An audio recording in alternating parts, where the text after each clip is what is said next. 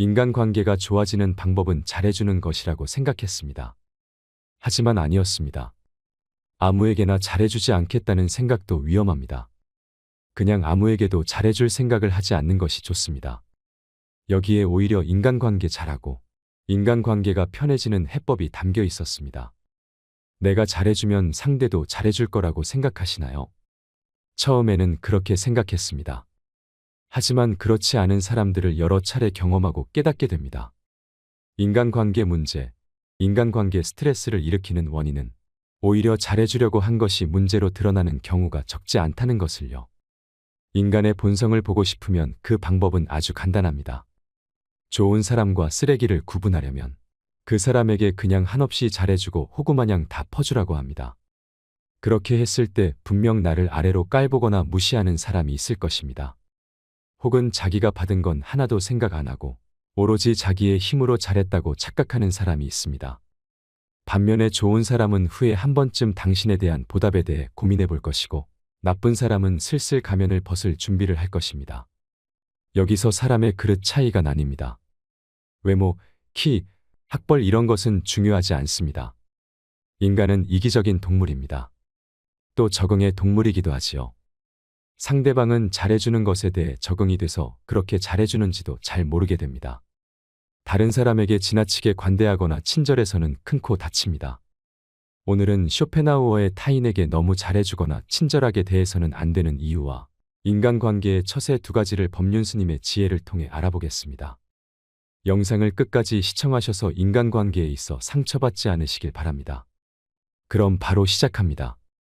타인에게 너무 잘해주거나 친절하게 대하지 마라.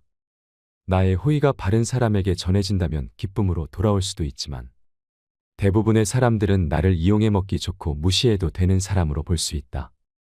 개인적인 비밀을 사람들 앞에 드러내지 마라. 개인적인 비밀을 남들에게 얘기할 필요가 없다. 좋은 비밀은 질투를 불러일으키고 나쁜 비밀은 상황이 나빠지면 결국 나에게 약점으로 돌아오는 법이다. 따라서 개인적인 비밀은 마음속 깊이 숨겨 두어야만 한다. 아무리 친한 친구에게도 객관적인 자기 모습만 보여주는 것이 좋다. 주관적으로 바라보면 친구도 결국 남이기 때문이다. 적에게 알려서 안 될 일은 친구에게도 알리지 말라는 아라비아 격언이 있다. 비밀을 지키면 비밀의 주인이 되지만 비밀을 고백하면 비밀의 노예가 된다. 그리고 평화의 열매는 결국 침묵의 나무에서 열리는 법이다. 말이 많으면 말 실수가 느는 법이다.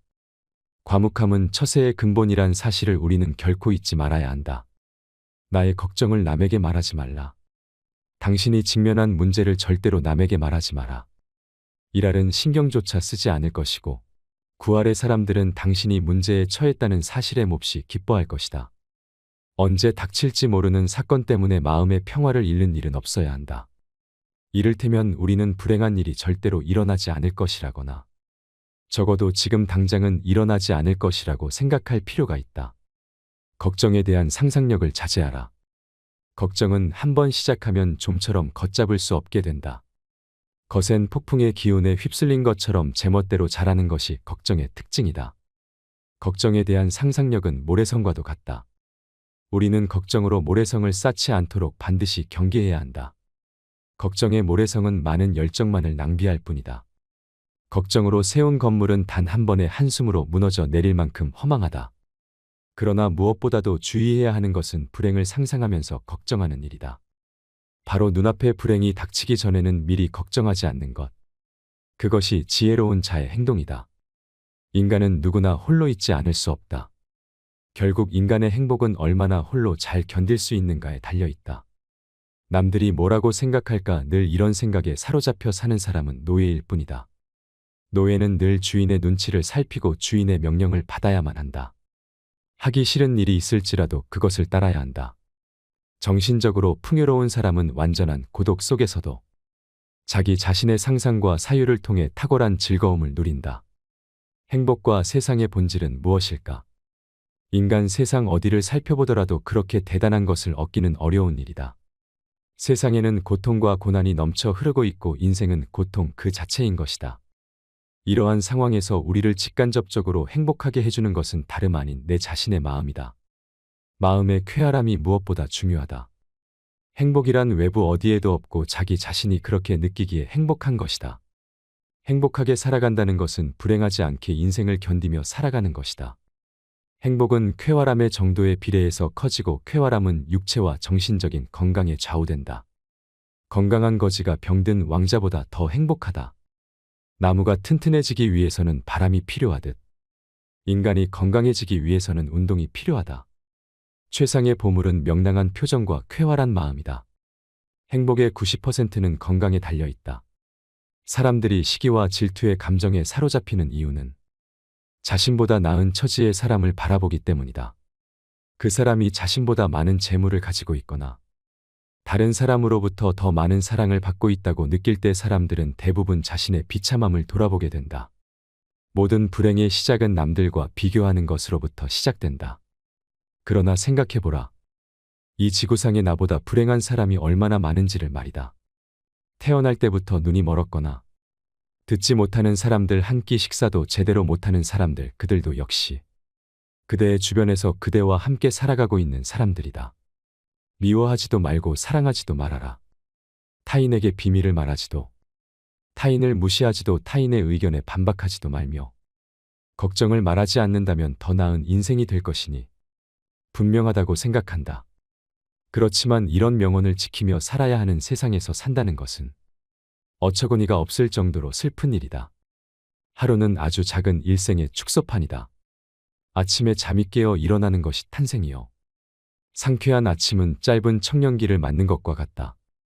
그러다가 저녁 잠자리에 누울 때는 인생의 황혼기를 맞는 것이라는 것을 알아야 한다. 인생의 첫 40년은 자신이 직접 쓴 소설이며 나머지 30년은 그 소설을 해설해준다. 우리는 우리가 살고자 하는 삶이 아니라 살 수 있는 삶을 살아야 한다. 인간이 살고 있는 이 세상은 내가 바라보는 각도에 따라 그 모양이 달라진다. 새에게는 공중이, 물고기에게는 물속이, 두더지에게는 땅속이 행복한 것처럼 자기에게 적합한 분위기만이 행복을 주는 것이다. 인간의 사교는 사교가 좋아서가 아니라 고독이 두려워서이다. 고독은 뛰어난 정신을 지닌 자의 운명이다. 사교가 뛰어난 사람은 대체로 평범한 사람이라고 평가해도 좋다. 그러나 비사교적인 사람들, 특히 남들과 잘 어울리지 못하는 외로운 영혼들은 어떤 면에서 뛰어난 능력을 가진 인물로 봐도 좋다. 헤라클레스처럼 어마어마한 힘을 가진 사람이 보석 세공을 하거나 학문 연구를 한다면 그는 타고난 신의 능력을 제대로 발휘하지 못할 것이다. 자신에게 어울리지 않는 일을 선택하는 사람은 불행을 면하기 어렵다. 사람은 혼자 있을 때에만 진정한 자신이 될 수 있다. 우리의 슬픔은 대부분 다른 사람들과의 관계에서 비롯된다. 우리는 다른 사람들과 같아지기 위해 우리 인생의 대부분을 낭비한다. 사람들의 눈높이에 나를 맞추려는 데서 모든 불행이 시작된다. 나는 어쩔 수 없이 나다. 내가 나를 부끄러워하지 않는다면 사람들도 나를 부끄러워하지 않게 될 것이다. 돈이란 바닷물과도 같다. 그것은 마시면 마실수록 목이 말라진다. 돈 빌려달라는 것을 거절함으로써 친구를 잃는 일은 적지만 반대로 돈을 빌려줌으로써 도리어 친구를 잃기 쉽다. 계속해서 다른 사람의 사상만을 받아들 때 자신의 사상은 발전하지 못하고 상상력도 죽어버리는 법이다. 바로 그렇기 때문에 지속적으로 자신의 생각을 키워 나가야만 하는 것이다. 자신의 재능을 과시하지 마라. 자기 재능을 크게 과시하는 것처럼 어리석은 사람은 없다. 재능이 뛰어난 사람이 가장 먼저 해야 할 일은 가진 재능을 감추는 위장 가면을 쓰는 일이다. 재능이란 과시하는 순간 공격의 대상이 된다. 어떤 방식으로든 과시해서는 안 된다. 상대방에게 나의 월등함을 과시하게 된다면 격렬한 열등감과 분노심을 일으키게 된다. 사람은 본디 자신과 비슷하거나 자신보다 열등한 사람과 있을 때 가장 큰 편안함을 느낀다는 사실을 잊지 말라. 어릴 때 친했던 친구들과 시간이 지날수록 멀어지는 이유도 이와 비슷하다. 오랜 시간 자신만의 삶을 살며 어릴 때의 친구들과 비슷한 부분이 사라졌기 때문에 점점 멀어질 수밖에 없는 것이다. 그러니 나의 안전을 위해 나의 뛰어난 점을 너무 드러내지 말고 재능을 드러내야 할 때와 숨겨야 할 때를 구분하여 다른 사람을 안심시켜라. 모든 사람의 천성은 결코 쉽게 변하지 않는다. 지나치게 다정하고 관대하면 상대방은 무례해진다. 인간은 자신을 찬양하는 사람보다 자신을 경멸하는 사람에게 더 신경을 쓴다. 사람들이 한평생 수많은 위험을 무릅쓰고 땀 흘려 노력하는 원인은 무엇보다도 남들에게 인정을 받기 위해서다. 그렇기 때문에 사람을 인정하는 말을 해야만 하고 목에 칼이 들어와도 남을 무시하는 말을 하면 안 된다. 환경이 변하면 이해관계도 변하기 때문에 상대방의 태도나 행위도 달라질 수 있음을 명심해야 한다. 말이나 표정으로 부정적인 감정을 드러내는 것은 무익하고 위험하며 우스꽝스럽고 어리석은 일이다. 인간이란 모두가 똑같다. 그들은 칭찬을 받으면 비록 사탕발림이라는 걸 뻔히 알면서도 흐뭇해한다. 인간의 이런 특성은 이해하기 어려울 만큼 어리석고 무의미하다. 다른 사람의 사상을 받아들이기에 급급해. 자신의 생각을 키우지 않는 사람을 볼 때마다 나는 셰익스피어가 동시대인들에게 다른 나라를 보기 위해 자기 나라를 판다고 한 말을 떠올린다. 당신이 다른 사람들의 상황을 부러워할지는 모르지만 사실 그러한 상황은 그 사람들의 성격에 맞을 뿐이고 당신의 성격에 맞는 것은 아닐 수도 있다. 만일 당신이 그 상황에 놓인다면 자기를 불행하게 느낄 것이고 참는 것조차 거의 불가능할지도 모른다. 우리 인생은 마치 커다란 모자이크와 같아서 가까이에 있으면 제대로 알아볼 수가 없다. 그것이 얼마나 아름다운지를 알려면 그곳에서 멀리 떨어져서 봐야 한다. 우리는 흔히 우리가 갖지 못한 것을 바라볼 때마다 만일 저것이 내 것이라면 얼마나 좋을까라고 생각한다. 그럼으로써 자신의 결핍을 인식하며 불행을 느끼게 된다. 그러나 우리는 그 대신 자신이 소유한 것을 바라보면서 만일 이것을 잃어버린다면 얼마나 고통스러울까 그를 생각해 봐야 한다. 마음의 동요가 적을수록 고통도 줄어든다. 활동의 영역을 좁히면 마음의 동요를 줄일 수 있다. 그러나 정신적인 활동을 제한한다면 그것은 우리를 권태에 빠지게 하고 만다. 지나친 방탕과 쾌락의 늪으로 끌려 들어가지 않도록 조심하라. 분노나 격정과 같은 격렬한 감정의 혼란을 피하고 정신적인 긴장이 계속되지 않도록 주의하라. 날마다 규칙적인 운동을 하고 음식에 절제를 두어라. 청년기에는 주관이 지배하고 노년기에는 사색이 지배한다. 다시 말하면 청년기는 작가로서 알맞은 시기요. 노년기는 철학에 적합한 시기다. 실천하는 데 있어서도 청년기는 주관과 인상에 따라 결심하지만 노년기에는 대부분이 사색한 다음에 결정한다.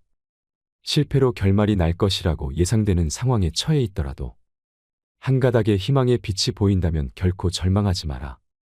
시커먼 먹구름이 하늘을 뒤덮고 있더라도 한쪽 구석에 작지만 밝은 빛이 새어나오고 있다면 그대여 결코 희망을 버리지 마라. 아무리 작은 빛이라 하더라도 그 빛은 세상을 환하게 비춰줄 수 있으며 우리의 앞길을 열어줄 수 있다. 저기에 자그마한 빛이 보이지 않는가? 천지가 뒤집히기 전에는 용감한 사람은 결코 쓰러지는 일이 없다. 용감한 사람은 어떤 일에서든지 한 가닥의 희망의 끈을 잡고서 험난한 파도를 향해 뛰어든다. 하지만 대부분의 사람들은 작은 빛보다는 무거운 먹구름만을 의식하며 두려움에 떤다. 그러나 먹구름은 반드시 거치기 마련이다. 진정한 용기를 가진 자라면 그대여 그 작은 빛을 향해 자신의 모든 것을 던져 최선을 다할지어다. 차원 높은 숭고함은 시련 속에서만 얻을 수 있다. 자연은 때때로 사나운 회오리 바람을 내보낸다. 주위는 짙은 어둠에 뒤덮이고 하늘에는 거친 비바람이 휘몰아치고 있다. 우리의 시야를 방해하고 있는 바위는 거대하며 대지에는 나무 한 그루 풀 한 포기도 보이지 않는다. 강은 요란스러운 소리를 내면서 거품을 일으키며 흐른다. 골짜기를 스며드는 바람은 귀신의 비명소리를 방불케 한다. 그렇게 우리는 손과 발이 묶인 채 자연과 싸워야만 한다. 이러한 조건 속에서도 고통이나 고뇌의 마음을 빼앗기지 않고 사물을 객관적으로 바라볼 수 있다면 인식의 순수한 주체인 나는 모든 것을 분명하게 통찰할 수 있다. 객관적인 인식과 냉정한 통찰은 우리에게 있어서 반드시 필요한 능력이다. 이러한 인식과 냉철한 사고가 없다면 우리는 수많은 세파에서 살아남을 수가 없다. 무모함과 거침에서 벗어날 수 있는 길은 논리적이며 이성적인 사고뿐이다. 자신이 어떤 슬픔을 겪고 있는지에 대해 말하지 마라. 슬픔은 공유해서 좋을 것이 없다. 기쁨은 좋은 사람들과 나눌 수가 있지만 슬픔은 아무리 좋은 사람이더라도 부정적인 감정으로 물들게 한다. 나의 슬픔을 위로해 주지 않는다고 그 사람을 비난하지 마라. 타인 혹은 세상에 절대로 많은 것을 기대해서는 안 된다. 아무리 친해도 결국 타인인 다른 사람에게서 무엇을 더 얻으려 하는가? 결국 인간은 누구나 혼자다. 중요한 것은 혼자 있을 때 그가 어떤 사람인가 하는 것이다. 모든 것에 있어서 결국 인간은 자기 자신에게서 구해야 한다. 약간의 근심, 고통, 고난은 항시 누구에게나 필요한 것이다. 결국 인간의 행복과 불행은 무엇으로 자신의 마음을 가득 채우느냐에 달려 있다. 슬퍼하고 좌절하며 인생을 낭비하지 마라. 우리의 슬픔은 대부분 다른 사람들과의 관계에서 비롯되므로 혼자가 되는 것에 익숙해져야 한다. 상대의 생각이나 의견에 반박하지 마라. 다른 사람이 나를 바라보는 시선과 내가 스스로를 바라보는 시각은 틀릴 수 있다. 이러한 불균형 때문에 우리는 자주 고통에 직면하게 된다. 다른 사람과의 관계 속에서 서로를 이해하지 못하거나 오해가 생길 때 우리는 서로를 미워하거나 증오하면서 정신적인 상처를 주고받게 된다. 정반박을 해야 할 때는 반박을 하기에 앞서 그가 그렇게 생각하는 이유가 자신의 이익 때문인지 혹은 어리석음 때문인지를 먼저 간파해야 한다. 우리가 대화를 나누다 보면 나와 반대되는 얘기를 듣거나 가치관이 다른 얘기를 들을 수밖에 없다. 이럴 때 즉시 반박하는 것은 좋지 않다. 왜냐하면 상대가 다른 사람의 말을 듣지 않는 고집불통인 성격일 수도 있지만 그가 당신의 의중을 떠보기 위해서 일부러 반대되는 의견을 내놓는 것일 수 있다. 전자의 경우에는 웃고 넘겨버리면 그만이지만 후자의 경우에는 그 속에 감추고 있는 위험에 대비해야 한다. 건전한 논쟁은 좋은 일이다. 하지만 건전한 이유가 아닌 그저 당신의 속마음을 알아내려는 교활한 속셈을 가진 사람을 대할 때에는 경계심을 풀지 마라. 경계심이란 마음의 핏장을 단단히 걸어두는 것이 지혜롭다. 상대의 인격을 무시하는 말을 하지 마라. 비록 천하고 가련하며 비웃음을 받아 마땅한 사람이라 할지라도 그의 인격을 무시해서는 안 된다. 아무리 나쁜 인격자를 만난다 하더라도 그래 세상에는 저런 존재도 필요하지라고 생각해야만 한다. 오히려 모든 사람들의 인격 속에 존재하는 영원성이나 불멸성을 찾는 것이 필요하다. 쇼펜하우어는 나 자신을 위해서 타인에게 친절하거나 관대하게 대하지 말라고 합니다. 그런데 문제는 상대가 이중적인 사람인지 아닌지 알기 어렵다는 것입니다.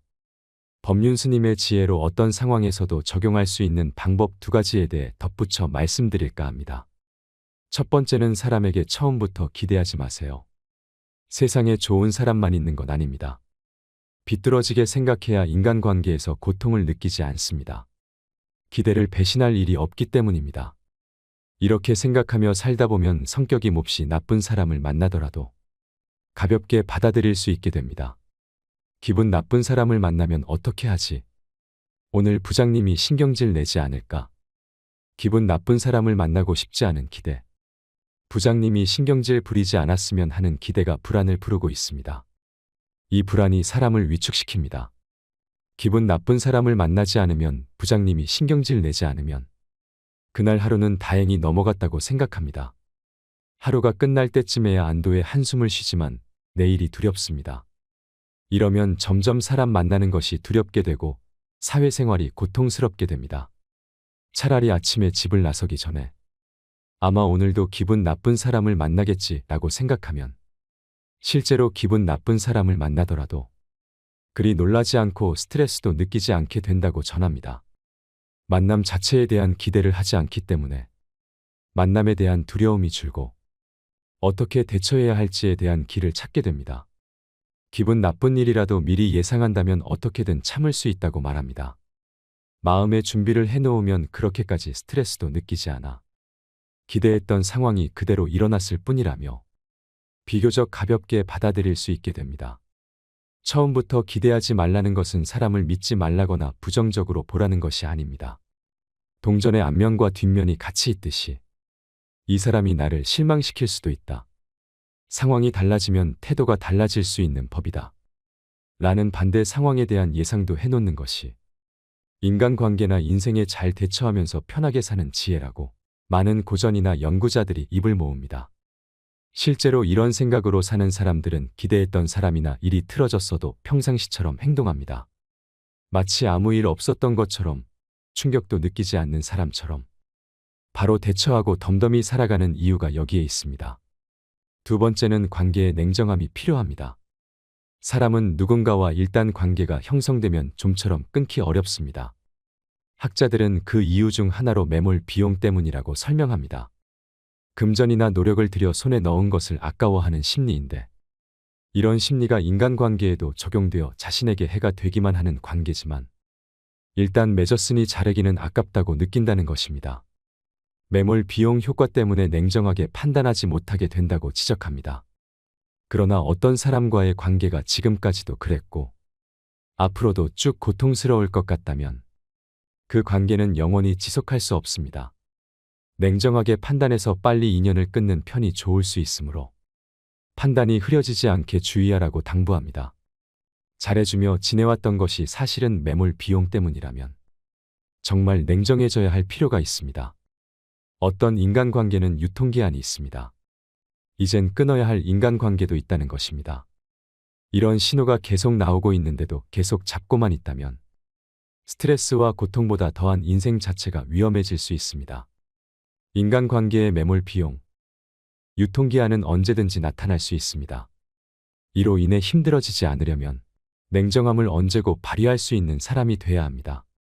불친절하거나 차가운 사람이 되라는 것이 아닙니다. 잘못된 상황에서도 이성적인 판단을 할 수 있는 힘을 갖추라는 것입니다. 그 방법은 사람과 인간관계에 대한 집착, 기대를 놓아버리는 것입니다. 그 힘은 아무에게도 너무 잘해줄 필요 없다는 편안한 마음에서 시작됩니다. 오늘의 지혜 어떠셨나요? 인간관계에 있어 현명한 지침이 되셨길 소망합니다. 오늘도 노후의 지혜와 함께 해주셔서 감사드립니다. 황금빛으로 무르익어가는 여러분의 지혜로운 인생을 언제나 응원합니다.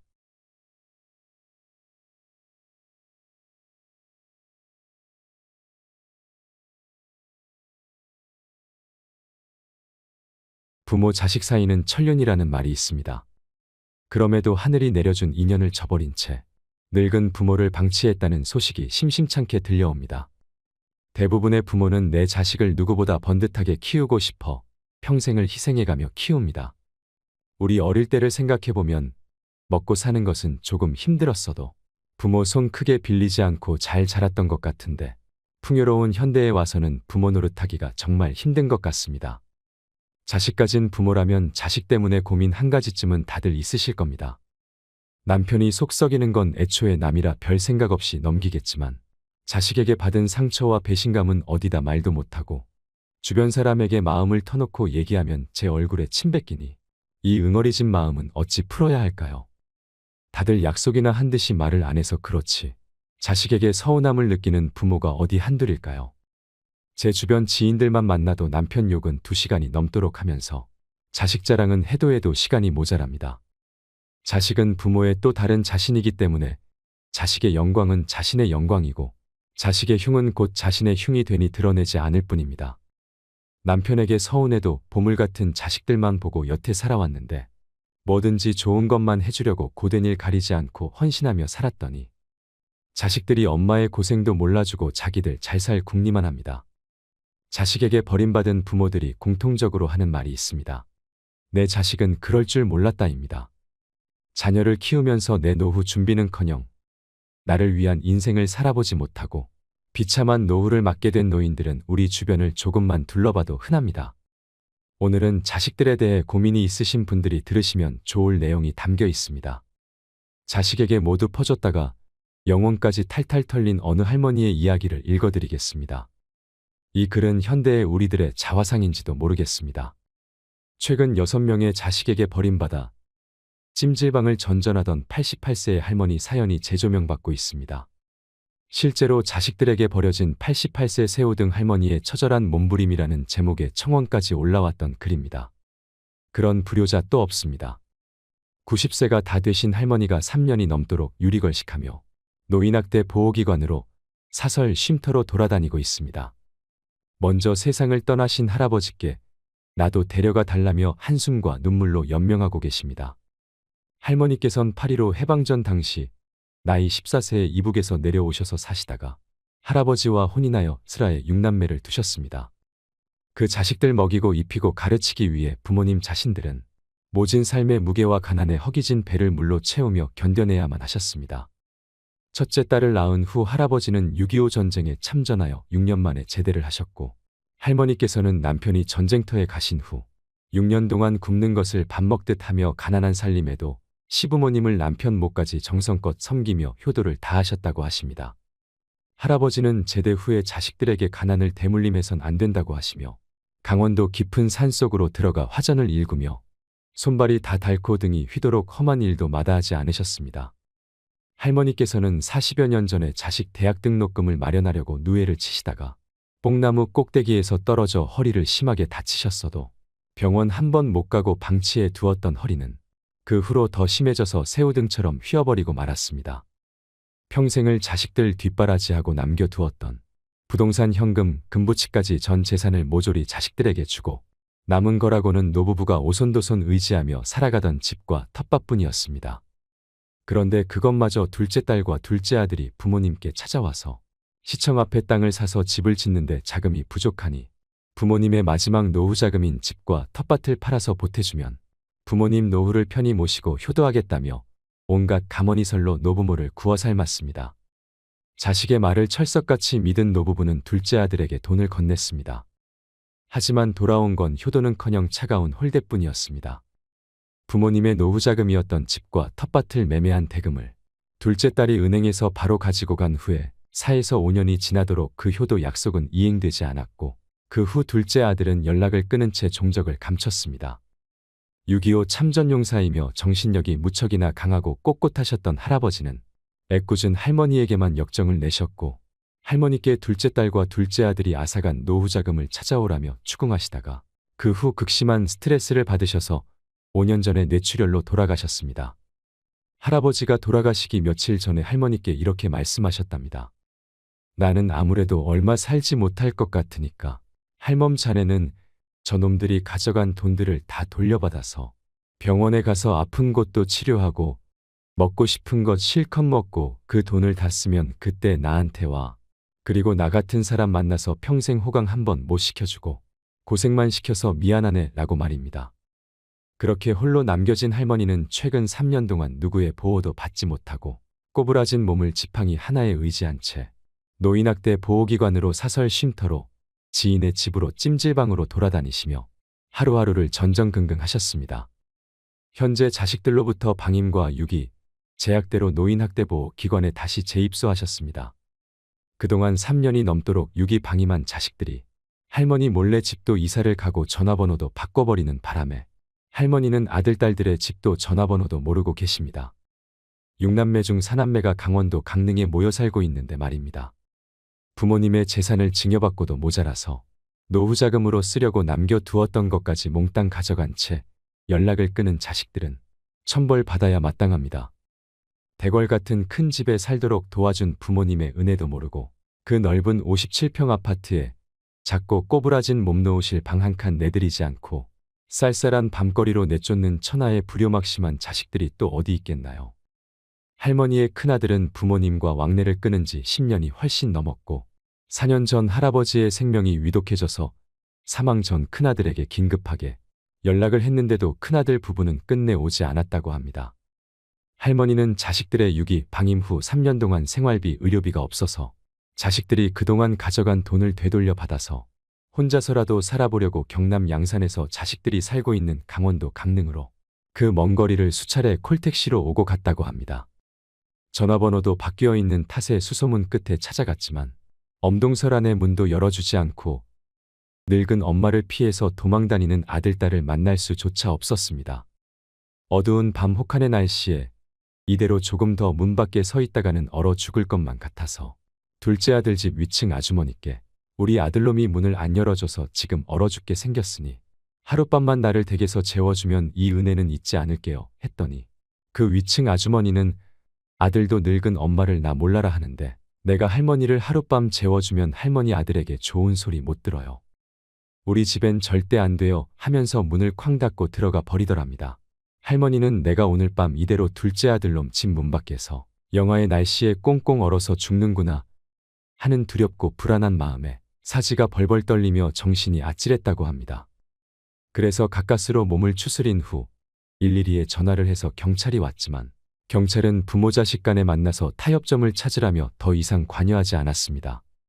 극심한 생활고와 괘씸함에 남매가 가져갔던 돈의 차용증을 받아 두었던 것이 있어서 경찰서에 존속학대 차용으로 고소를 했지만 2달 만에 돌아온 답은 혐의 없음 증거 불충분이었습니다. 긴 노숙 생활로 지치고 병든 몸에 88세의 할머니는 거리에서 죽으라는 말인가요? 할머니는 몹쓸 자식 놈들에게 비정하고 참담하게 버려진 몸으로 할아버지를 만날 수도 없고 이대로는 원통해서 죽을 수가 없답니다. 그 이후 할머니께서는 3년을 보지 못했던 막내 아들 집에 힘들게 물어물어 찾아갔지만 강원도 강릉에 모여 사는 사남매가 부창부수로 문 밖에서 초인종도 눌러보고 수십 번 전화해도 받지 않았습니다. 한 번은 전화가 왔는데 다짜고짜 입에 담지 못할 욕설에 이어 여긴 또 어떻게 알고 찾아와서 난리야. 이번엔 또 어떤 놈이 우리 집을 알려줬어 하며 전화를 끊어버렸습니다. 이것이 늙은 엄마를 대하는 막내 아들 놈의 행태인가요? 할머니께서는 막내 아들 집 문 밖에서 추위에 떨었지만 끝내 막내 아들은 노모에게 문을 열어주지 않았습니다. 할머니께서는 3년째 연락이 두절되었던 막내 아들 집 주변 시립복지관에서 하룻밤, 다시 찜질방에서 하룻밤 그렇게 이틀 밤을 한숨과 눈물로 지새우고 배회하다가 끝내 피해버린 막내 아들을 만나보지도 못하고 노인학대 보호기관에 재입소하셨습니다. 지금까지 이런 불효자들은 없었습니다. 자식들을 위해 온갖 희생과 헌신을 다하시고 빈 껍데기만 남은 늙은 엄마를 부모님 손가락에 끼고 있던 낡은 금가락지까지 모조리 모아서 앗아가고 파렴치한 불효를 저지른 저 자식들에게는 배은망덕이란 단어조차 사치입니다. 어떠한 말로도 저 불효자들에겐 정당화될 수 없을 것입니다. 할머니는 금이야 오기야 길러내고 아낌없이 다 털어주었던 자식들과 또다시 끝이 보이지 않는 처절한 사투를 해야만 하는 건가요?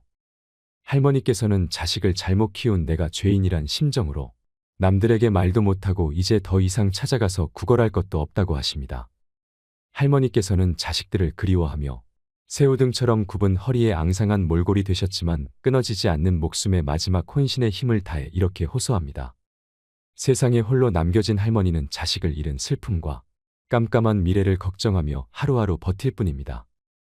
이제 와서 저 불효자들에게 할머니를 모셔다가 효도해 달라고 애원하는 것이 절대 아닙니다. 지금 할머니께서는 자식들에게 어떠한 소망도 기대도 없으시답니다.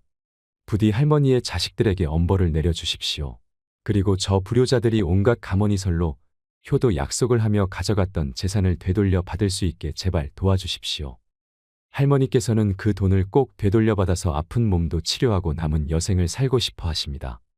부디 이세우 등 할머니의 남은 여생에 밝은 생명의 등불을 밝혀주시기를 소원합니다. 국민 여러분께 서명에 동참해 주시길 간절히 부탁드리오며 장문의 글을 읽어주셔서 진심으로 감사드립니다. 여러분은 이 사연을 들으시고 무슨 생각이 드시나요? 저는 이 사연을 듣고 처음엔 이게 실화라고는 믿을 수가 없었습니다. 그만큼 충격적으로 다가왔습니다. 자식들을 위해 온갖 희생과 헌신을 다하시고 빈 껍데기만 남은 90세가 다 된 늙은 엄마를 자식들이 서로 연합하여 잘 모시고 보살펴 드리기는커녕 부모님 집안에 돈이 되는 것은 부모님 손가락에 끼고 있던 낡은 금가락지까지 모조리 모아서 앗아가고 달면 삼키고 쓰면 뱉는 파렴치한 불효를 저지른 자식들에게는 욕도 아깝습니다. 자식에게 다 퍼주면 어떤 결과를 초래하는지 알려주는 가슴 아픈 이야기입니다. 그래도 나는 사랑하는 자식에게 다 해줄 거다 하는 분들도 있을 것입니다. 하지만 정말 그것이 최선일까요? 주변의 어르신들만 봐도 비슷한 사례가 흔합니다.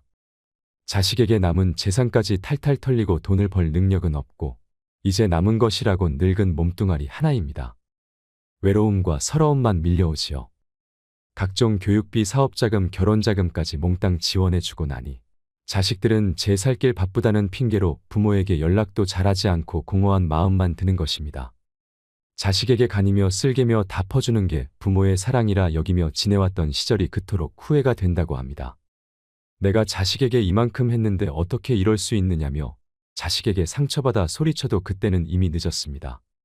다 큰 자식에게 금전적인 지원을 하는 것은 당연한 것이 아닙니다. 비참한 노후를 보내지 않으려면 지금부터라도 그 생각들을 버리셔야 합니다. 자식이 도와달라고 아무리 호소해도 내 노후자금만큼은 손에 꼭 쥐고 있어야 합니다. 저 사연의 자세한 내막은 잘 모르겠지만 자식들이 모두 저렇게 된 것이 자식들만의 문제는 아니었을 것입니다. 부모가 평생 모은 돈을 자식에게 털어주어도 시간이 지날수록 당연한 게 되어버리는 것이 자식들입니다. 그렇기 때문에 내가 자식한테 이만큼이나 해줬는데 자식들은 나에게 이렇게 밖에 못하나 하고 서운해하는 것은 자식과 멀어지는 지름길이 될 뿐입니다. 어려서부터 받는 것에만 익숙하고 부모 자식과의 관계가 올바르게 정립되어 있지 않은 것은 부모의 책임도 있습니다.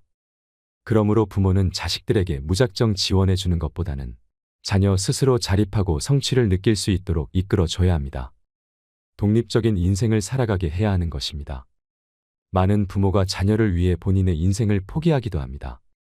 그러나 자녀는 이때 감사함 대신 부담감을 느낍니다. 이 차이 때문에 여러 가정에서 갈등이 발생하기도 하지요. 대부분의 부모는 이렇게 말합니다. 내가 너를 위해 얼마나 희생했는지 아니? 정신과 전문의들은 이런 행동은 자녀를 망친다고 말합니다. 과한 희생을 하는 대신 부모가 행복하게 사는 모습을 보여야 자녀도 행복할 확률이 높다는 것입니다. 전문가들은 부모와 자녀 간 갈등을 줄이려면 부모가 자기 자신부터 존중할 필요가 있다고 말합니다. 부모가 자신의 삶을 뒷전으로 하고 자녀만 바라본다면 결코 행복한 가정을 이룰 수 없다는 것이죠. 자식을 위해서라도 부모도 자식도 완전한 독립을 해야 하는 것입니다. 자식에게 드리는 돈으로 차라리 자신의 몸과 마음의 균형을 찾는 취미 활동을 찾아보세요. 그러면 자녀도 알아서 제 길을 가고 독립적인 삶을 살아갈 것입니다. 세상에서 가장 깊고 따뜻한 마음씨는 부모의 사랑으로 자식을 위해 어떠한 희생도 마다하지 않습니다. 100세 부모가 80세의 자식을 걱정하는 것이 부모의 마음이지요. 대개의 부모는 자식에 대한 믿음이 깊고 자식을 위한 투자를 아끼지 않습니다. 하지만 자식은 부모 마음대로 할 수 없고 그렇게 되지도 않습니다. 우리 아들, 딸은 다를 거라 생각하지만 그건 착각일 뿐입니다. 자녀는 이미 부모로부터 분리된 가까운 남이라고 생각해야 합니다. 될성부른 나무는 떡잎부터 안다지만 사람의 장래는 아무도 장담 못합니다. 요즘은 자녀에게 노후 위탁은 생각조차 못하게 각박한 세상이 되었습니다. 자식 농사가 노후보험인 시대는 지나갔습니다. 자녀는 부모의 노후를 책임질 여유도 없고 책임지지도 않습니다. 이것이 현실입니다. 그래서 우리의 노후는 우리가 책임져야 합니다. 100세 시대는 인류가 지금껏 경험하지 못한 장수 시대입니다. 평균 수명은 늘어나는데 노후 대비는 부족하기만 합니다. OECD 국가 중 우리나라 노인 빈곤율은 1위이지요. 게다가 생활비와 의료비 조달로 노후 파산에 60대, 70대 노인이 늘고 있습니다. 노부모는 자녀에게 부담만 주는 천덕꾸러기 신세가 되고 부모 봉양은 고통거리가 됩니다. 긴 병에 효자 없고 가족의 정은 메마릅니다. 부모의 부양 문제로 가정불화를 일으켜 가정 파탄 사례가 늘고 있고 심지어 부모에 대한 학대도 증가하고 있습니다. 부모가 인생의 후반기인 노후 준비에 여유가 없었다는 것을 자식들은 이해하지 않습니다. 노후 대책을 못한 부모의 마음은 무거워서 노후의 즐거움을 거의 체념합니다. 무전 유병장수의 노후는 재앙입니다.